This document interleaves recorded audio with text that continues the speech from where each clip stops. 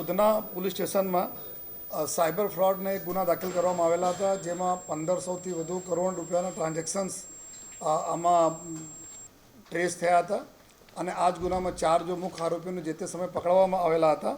અને પછી જો આમાં જો બેંકના એકાઉન્ટના મિસયુઝ થતા હતા અને બેંકના એમ્પ્લોઈઝ જો એકાઉન્ટ ખોલતા હતા આ લોકો ગુનેગારોના મદદમાં, તો આમાં 8 જેટલા આરબીએલ બેંકના કર્મચારીઓને બી ધરપકડ કરવામાં આવી હતી. જો આ જ તપાસ દરમિયાન અમારા લોકોના રડારમાં 55 જેટલા એવા એકાઉન્ટ હોલ્ડરો હતા જેના એકાઉન્ટનો ઉપયોગ આમાં કરવામાં આવ્યા હતા. એના બી અમે લોકો તપાસ કરતા હતા. દરમિયાન સમય થતા હતા તો 1.5 લાખ પેજનો એક ચાર્જશીટ પણ આ 4 આરોપી જો પહેલે પકડાયા તેના કરવામાં આવી હતી. અને આ તપાસના અંતે આપણને એવું સ્પષ્ટ જો પુરાવા મળ્યા કે કુલ 11 જેટલા લોકો છે જો એકાઉન્ટ ધારકો છે. આ એકાઉન્ટ આ લોકો 50,000 રૂપિયાથી લઈને 2 લાખ રૂપિયા તકના ભાડે ઉપર જો આ ચીટરોને આપે છે, જેના એકાઉન્ટમાં આ બધા ચીટિંગના લોકોના પૈસા ત્યાં જાય છે અને પછી આ પૈસા બીજા બીજા એકાઉન્ટમાં નીકળે છે. તો આ હિસાબથી 11 જેટલા એકાઉન્ટ હોલ્ડરોનો ગઈકાલે ઉધના પોલીસ તરફથી ધરપકડ કરવામાં આવી છે. અને સાથોસાથ 2 એવા વ્યક્તિઓ બી જો ખોટા બેનરો બનાવીને જીએસટી નંબરના આધારે ખોટા ઓફિસ ક્રિએટ કરીને એના આધારે જો બેંકમાં એકાઉન્ટ ખોલાવવા માટે જો મદદ કરતા હતા, એવા 2 આરોપીઓ ઓર બી ધરપકડ કરવામાં ગઈકાલે આવી.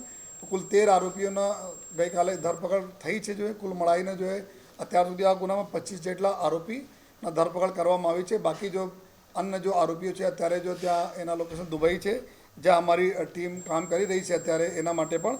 અને મલેશિયા, ક્યુબા, દુબઈ આ પ્રકારના દેશોમાં ત્યાં બધા ચીટિંગોના જો બનાવ બનેલા હતા. જો તો અત્યારે અમે લોકો જો સુરત પોલીસ એવું પણ નક્કી કરી છે કે જેટલા ફક્ત જો એકાઉન્ટ આપી દે પૈસા લઈને એના જાણકારીમાં 55 એટલા અમે લોકો કર્યા કે ઘણા બધા લોકો એવા હતા જો ગરીબ રિક્ષાવાળા હોય, ગરીબ લોકો હોય જેના અમુક લોન જોઈતા હતા. તો આ બધા જેટલા બી ચીટરો હતા એના અપ્રોચ કરીને ડોક્યુમેન્ટ લીધા. અને લેકિન જો એના સિવિલ ખરાબ હતા, સિવિલ ખરાબ હોવાના કારણે લોન એના એકાઉન્ટ નહીં ખુલી શકાય. જો તો આ લોકો બી હતા. અમુક લોકો એકાઉન્ટ ખોલાવી લીધા લેકિન લોન નથી મળ્યા, ટ્રાન્ઝેક્શન થયા આમાં લેકિન એના નોલેજ બહાર થયા, એના કોઈ લાભ નહીં થયા, ફક્ત એના લોન ખોલાવવા માટે. તો એવા લોકોને જો ઇનોસેન્ટ હતા આ લોકોને બી અમે તપાસ કરી જોઈએ, એના નથી અટક કર્યા.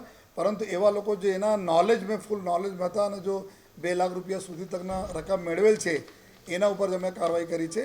તો અત્યારે જો અમે લોકો નક્કી કર્યા છે કે જે બેન્કો આ પ્રકારના ફ્રોડ એકાઉન્ટ ખોલાવવામાં મદદ કરશે કર્મચારીઓ જોઈએ અને સાથે સાથે જો લોકો એકાઉન્ટ વાપરવા માટે આવશે આ બંનેના બી અમે લોકો તપાસના કામે ગુનામાં આરોપી તરીકે લઈશ. એના જ દાખલા છે કે ટોટલ 19 જેટલા અમારા આરોપી બેંકના કર્મચારી અને એકાઉન્ટ હોલ્ડરો છે. જો અમારી તમામ માહિતીથી અપડેટેડ રહેવા માટે જોડાયેલા રહો ત્રિશુલ ન્યૂઝ સાથે.